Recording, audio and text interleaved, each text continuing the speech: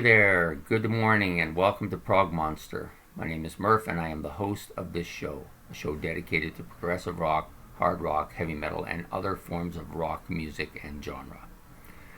So today we're doing our series. This is episode number 18 of Rock Musicians Who Thrilled Us But Have Since Passed On. In this case, we're doing two people who have who pretty much pioneered their genre, and one is Bill Haley and his Comets, and Bob Marley and his Wailers. Okay, so obviously I'm dressed for the Bob Marley part. Got my Jamaican colors here. I thought about maybe greasing my hair back for the Bill Haley look, but you gotta have some to do that, and I don't. So Bill will just get the mention. Anyways, we're going to start with Bill Haley because, as you know, I tend to like to do it in chronological order, and Bill Haley passed on first. So I do have my notes here. Both were somewhat influential musicians, at least in the genre that they were in. I don't really think of Bob Marley as kind of a rocker, but he did do some pop stuff that became rock hits and stuff like that. So he did have an influence on a lot of rock musicians of that time period. To me, he's a reggae former. He helped form the subgenre of reggae music, which has had a huge impact on a lot of rock stars, and none more than my favorite band, Rush, who like to use reggae parts in their kind of 80s, early 80s stuff. Also, the Police used this as well as their main form of music, and you will even hear this in my recent look back on Business as Usual by Men at Work, in which they used some reggae elements in their music as well. So both of these musicians had some impact here. So we're going to start with, like I said, we're going to start with Bill Haley because he passed on first. Okay, so we'll give you the vital stats on Bill Haley. I'm going to need my glasses for this particular part. Okay, Bill Haley was born July 6, 1925 in Highland Park, Michigan, and he died February the 9th, 1981 at the age of 55 in Harlingen, Texas. Sorry, I'm not really good at pronouncing these things. His music was rock and roll. He did do country and rockabilly as well. His instruments were vocals, guitar, and he did play the double bass. Years active, 1938 to 1980, so he actually predates rock and roll music in his music. His family, William Albert Haley, who was a banjo and mandolin player, and his mother, Madeline Green, who was English, came from England, also played keyboards. So he did have some musical background from his family, which is important, A lot of these musicians, you find out, and you didn't know this, that they just didn't come by this because they decided to do it. Many of them had a predilection to become musicians because of either one or both members of their family, of their parents, or some sibling or somebody in the family had musical inclinations and passed them on to them. This is, I think, a very common trend. In the case of Bill Haley, I think it was a big trend. Okay, so anyways, just going to give you a little bit of history of Bill Haley. Okay, Bill Haley was suffered a problem with his ear, which he had an operation for, and during that operation, the optical nerve was severed, and he was blind in his left eye, which he carried throughout the rest of his life. This may or may not have had somewhat of an impact on his musical career. He did tend to favor some of his moves towards his right side to draw attention away from his eye. Anyways, how he got started is he made a simulated guitar. He took a cardboard and cut out a guitar and was playing it, I guess, and his parents decided he needed a real guitar, so they went out and bought him one, and that started his musical journey. One of his first of appearance playing guitar and performing was at age of 13 at the Bethel Junior baseball event.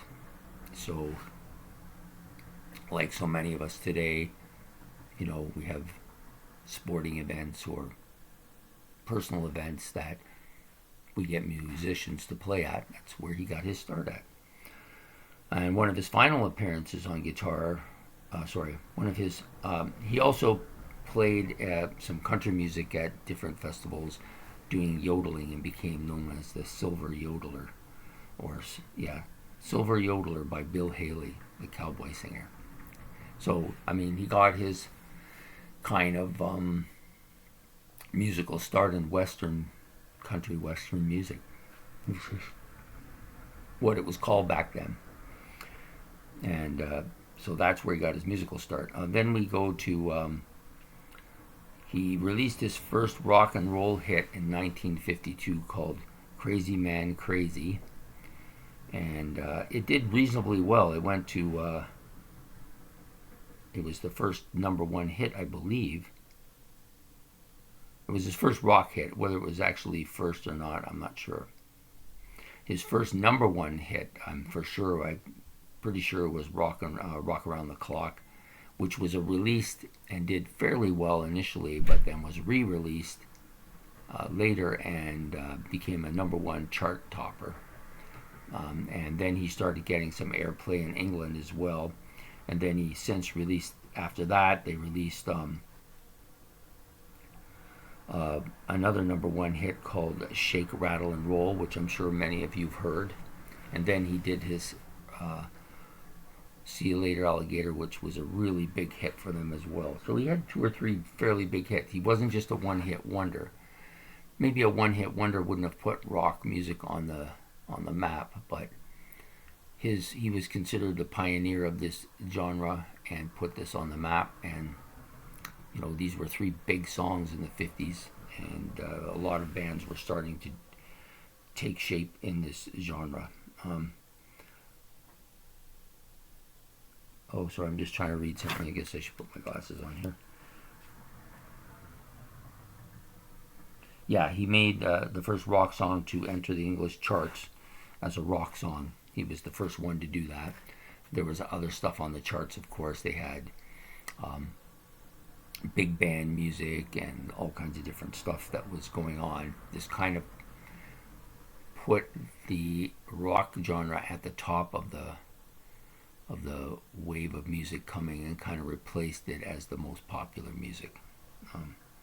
His son Bill Haley Jr. also formed a band and toured doing his father's songs.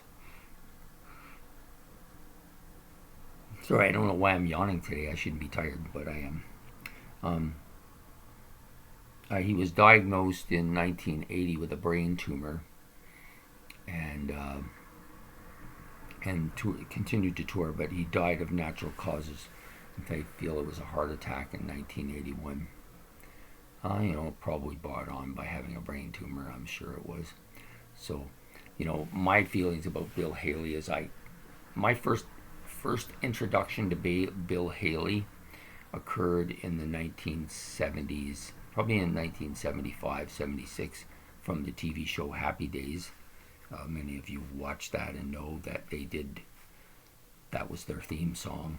And I think he was actually featured on an episode, if I remember correctly. I'm not sure about it, but I think I remember him being featured on one of their episodes. And, of course, the main guys on the show, Potsy, Ron Howard, and, Malf and them had their little kind of band that did rock music as well, because rock music came to the forefront in the 50s and had a big impact on the young and youthful of that culture. So that was my first encounter with him, and then, I listened to some of his stuff over the years because I have a kind of interest in rockabilly music. I like it, and his music to me was a little bit more rockabilly-ish than rock and roll. The hits were rock and roll, but there was some stuff that he played that wasn't that big of hits, that was more rockabilly. So I enjoyed his stuff, and I think it led to me getting into other music as well. So there you have it. Bill Haley of the Bill Haley and the Comets, one of the great pioneering rock bands of the 1950s. So now we're going to go on to the number 2 guy for today, who's not necessarily number 2, but in forms of chronologically passing on, he's number 2 for today. And I don't know why I'm having this today. I never had this all morning, and all of a sudden, maybe it's stage fright. Anyways, we're doing now Bob Marley. We got his Jamaican colors here. I wanted to represent him. Very influential musician. Sort of created the musical genre of reggae, and considered to be the father of this music, and a very influential musician from Jamaica. Maybe the most influential. Not my particular favorite. I prefer Peter Tosh, but I do like Bob Marley. I have this collection here that was given to me by a friend, and it's basically 3 CDs of his hits and stuff like that. A lot of good stuff on this. And I do listen to it on occasion. I'm not a huge reggae fan, but I do like the interludes that it provides. Same as pop music and other little genres of music that I do listen to on occasion. So anyways, we'll do Bob Marley's Biodex, if you want to call it. Anyways, I guess I should put the glasses on for this. He was born February the 6th, 1946 in 9 Mile, St. Anne's Parish in the colony of Jamaica. And Jamaica was a colony at that time. He died May the 11th, 1981 in Miami, Florida, USA at the age of 36. Another young guy gone. His music genre, of course, we've already mentioned that he was one of the forefront founders of reggae music, and rocksteady, which was something that came along a little bit after that, and folk music, and SKA, which was a form of music that was island music, kind of calypso and other island forms of island music that they mixed with American jazz and blues.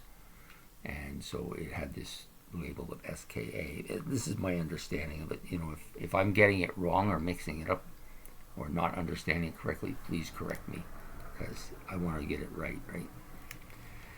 Okay, his family, his mother, of course, Cedella Marley Booker, who was also a reggae, soul, gospel, SKA singer as well, and probably had a great influence on him becoming a musician, I would think. He had 11 children and 2 wives, and his father, Norval Sinclair Whaler, was a British kind of army man, and died in his 70s, and supported his family, but was basically away most of the time, because that's what the British Army has you do, right? His years active, of course, were 1960 through all the way to 1981, which is the year he passed. Okay, enough of that. Okay, on to his more interesting stuff. He, of course, is known as the front man for Bob Marley and the Wailers. Originally, they were just called the Wailers, as there was a bunch of them in the band, and then they separated at some point. But he continued to use the Wailers logo as part of his act. So he was born on a farm in 9 Miles, St. Anne Parish in Jamaica, of course, and he lived on that farm with his family. His father, I, of course, already mentioned, died of a heart attack at age 70. And he was only 10 at the time, by the way, so he was young, still young.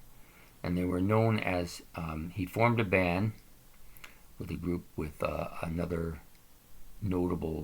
couple notable musicians, Bunny Wailer and Peter Tosh. They formed the Wailers, and went through some name transformations. Like they went from the Teenagers to, I think it was the Teenagers to the Wailing Rude Boys to the Wailers, and eventually became the Wailers. They settled on the name Wailers. And at that point in time, Joe Higgs, who was a musician, started teaching Bob Marley how to play guitar, because these three guys were just basically vocalists and doing harmonies and stuff. And then they formed along with, they recorded their first single and in Jamaica, and they called the band the Wailers, featuring, of course, Bob Marley, Bunny Wailer, Peter Tosh, Junior Braithwaite, Beverly Kelso, and Cherry Smith. Now, after the band, by 1966, because this took place in 1963, by 1966, Braithwaite, Smith, and Kelso all left the band, and it was just left with Peter Tosh, Bob Marley, and Bunny Wailer were the remaining three members of the band. And they went on to release some more music. Also at this time, I think it was a little bit past this time, maybe closer to the 70s, where Bob Marley was a Catholic by religion, and a lot of Jamaicans were, but he started taking an interest in the Rastafari religion and actually converted to that. And it converted and grew, and that time that's when he drew his dreadlocks, or began to grow them anyways.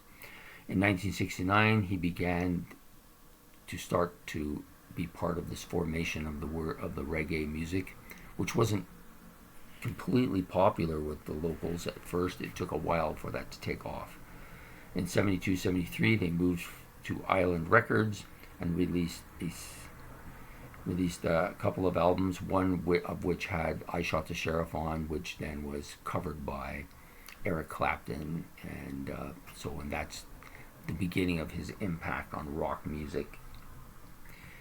With that, he then so they eventually I can't read my own handwriting. Sorry, I just got to read this. Make sure. Okay, I remember now. So they did do. They were not a cover band. They were a opening band for some fairly known people, Sly Stone and the family. But they were so much better and so much more liked by the audience that they were released from that contract, or basically they were fired, because they were just better than the people they were opening for, and so they went on to do their own stuff after that. The band did disband in 1974. Each of the big members, Bunny Wailer, Peter Tosh, Bob Marley, all formed their own solo bands. But Bob Marley took on the Wailers as his band, so it became Bob Marley and the Wailers, and he replaced it with his own musicians. And so during one of the concerts in Jamaica, there was a shooting, and some people were shot fairly seriously. His wife and I believe one other member were serious, but they did recover. He was wounded minorly, but he did continue to play. He went on to play even after the big shooting, and they asked him, "Why would you do that after you've been shot?" He says, "Well, the people that are trying to ruin what we're doing aren't taking a day off, so I can't." That's a famous line by him. So anyways, and then of course Bob Marley died of cancer in 1981. It started out as a cancer in his foot or his toe, and it just eventually spread to his entire body and killed him. The things I remember about Bob Marley was that my best friend, or one of my best friends at the time, and when I was younger, his mother was really into his music, and that's where I got my first kind of experience with Bob Marley's music. And then of course I didn't know too much. I wasn't too into it, and then the Police came out, or the Police had just been out, and I was starting to listen to their music a lot, which was heavily influenced by reggae music, so I started listening to his stuff more, and I began to realize that I liked him quite a bit, But even more so, I liked Peter Tosh, and I would listen to a lot of Peter Tosh's stuff. So to me, the whole genre started with my friend's mother, and people like they would listen to a lot of different reggae artists, but Bob Marley was the main one, of course. Then Peter Tosh. There was also a more obscure reggae musician called Yellow Man, which we listened to quite a lot too. So, all this because one man put this on the map, and that's this guy here. And I think he just died too early. I often wonder where he would have went had he been given a chance to go even further. No doubt he would be very influential in the music industry, but still a great, great influence on rock music, and a legend in his own country and here in North America and a lot of the world as well. So my hat's off, maybe I should put it back on, to Bob Marley and Bill Haley, who contributed largely to the rock music genre. So if you have any Bill Haley or Bob Marley things you want to comment about below, please. I've enjoyed some of the comments I've been getting on some of the videos. That's eye-opening for me as well. So if you like this video, please like and subscribe, and let me know what things you like and what things you would like to see more of, and we'll do that. So coming this week will be several things. The first one will be episode number 19, which will come out Tuesday. I'm not going to tell you who I feature because, first of all, I don't have my book in front of me, and I like to be accurate with these things, but I'm sure it'll be interesting.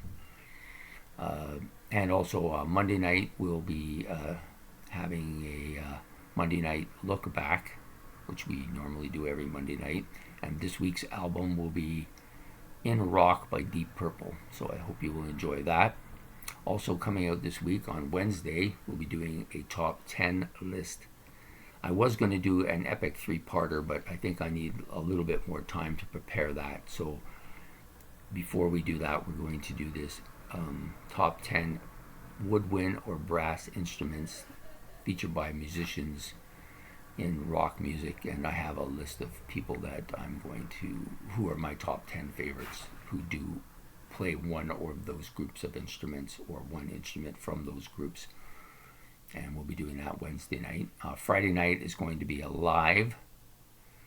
Friday Night Live. We'll have a album this week. We're not doing any concerts this week. And the album, I debated about doing this so quickly after the first one, but I got the album back and I've wanted to do it. And it's going to be my Kiss Alive album. So I hope you will be ready for that as well on Friday night. So there you have it, this week's stuff coming, and I hope you enjoyed, like I said, I hope you enjoyed this episode, and I look forward to doing more such episodes. I just wanted to make a correction in one of my previous videos, because it was brought to my attention, and I might have been tired at the time. So during the John Glasscock video, which I think was number 16, I could be wrong, but I think it was number 16, I said that he died in 1929, which obviously he didn't. He died in 1979, so just wanted to make a correction of that. So anyways, I hope you enjoyed this episode, and I hope to see more comments, and look forward to doing more episodes for you.